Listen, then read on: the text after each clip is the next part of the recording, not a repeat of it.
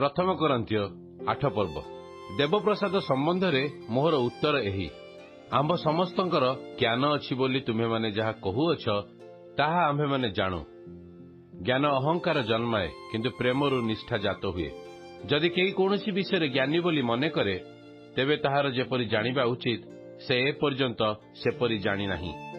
किंतु जदि केही ईश्वरंकु प्रेम करे सेही जन ताहांक परिचित।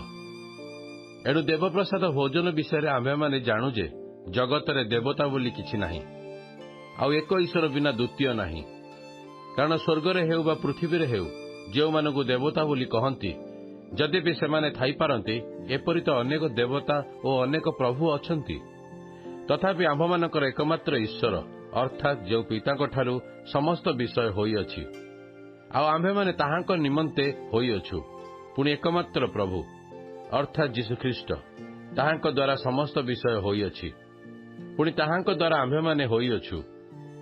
तथापि समस्तंकर एही ज्ञान नाही किंतु केतेक लोक ए पर्यंत देवता अछि बोली भाबी देवप्रसाद भोजन करंती आउ सेमानकर विवेक दुर्बल थिबारु कलुषित हुए। किंतु खाद्यद्रव्य आम्भमानकु ईश्वरक निकटरे ग्राह्य कि अग्राह्य कराए नाही। भोजन न कले आम्भमानकर क्षति हुए नाही किंबा भोजन कले आम्भमानकर लाभ हुए नाही। किंतु सावधान काले तुम्भमानकर एई अधिकार दुर्बल मानकर झुंटिबार कारण हुए।